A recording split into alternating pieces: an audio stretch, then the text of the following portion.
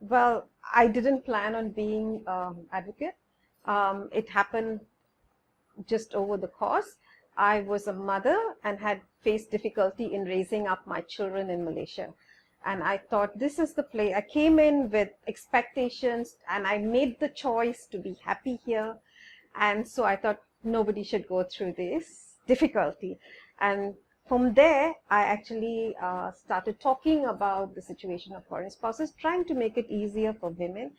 And along the way, it just blossomed into this huge thing, which I didn't think would actually happen because I'm just an ordinary mom. My story, it's an ordinary story. And so what happened was my husband was in India studying, and I was working. I had a very good job. I've got a degree in accounting, and then I did a specialization in hospitality management. I was working in a hotel. My career was going places. I loved my job. I loved what I was doing.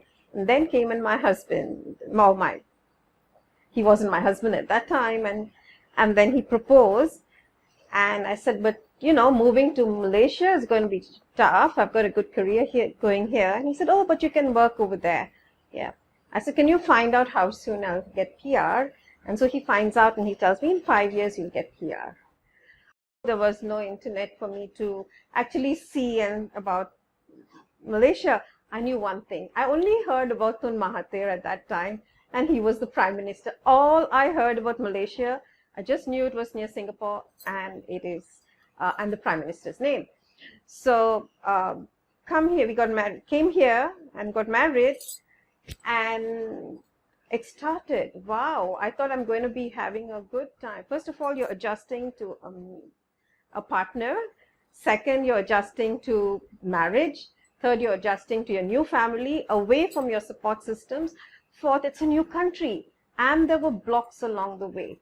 So, you know, the first thing they said is, hey, you have to leave the country if you want to go on the spouse visa.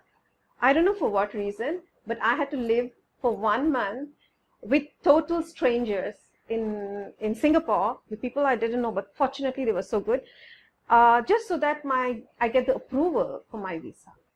And this happens until today, where if you are on a student visa and getting married to a Malaysian, you have to leave the country.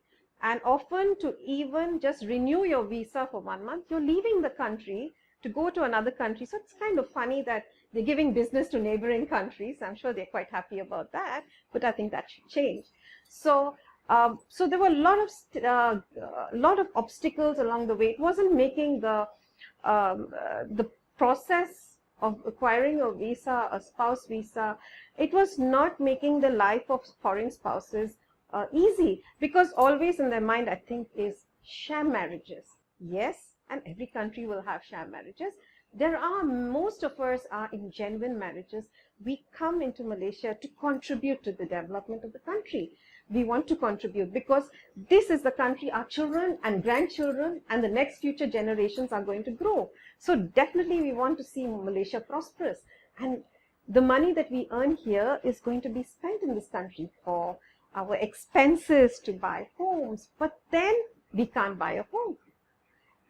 And so it has to be that spouses of Malaysian citizens who are coming to Malaysia to set up their family here, to bring up their families here, should be allowed to work. So why is it that, you know, the spouses have this visa? Our visa comes with a statement prohibited from all forms of employment. Why?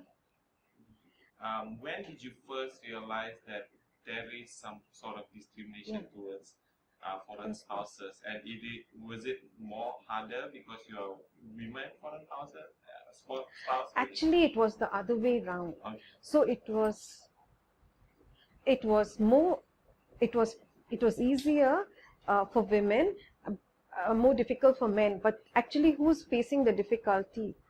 It is the woman again, because the Malaysian woman has that difficulty. So when I came and I realized that there's so many difficulties, I wanted to help a few other women as I was going through it.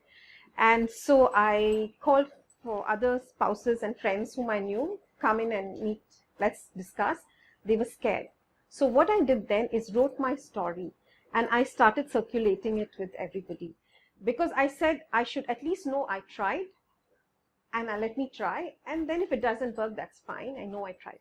So I started alone, and then I used to read my story wherever I went, and I met Asha.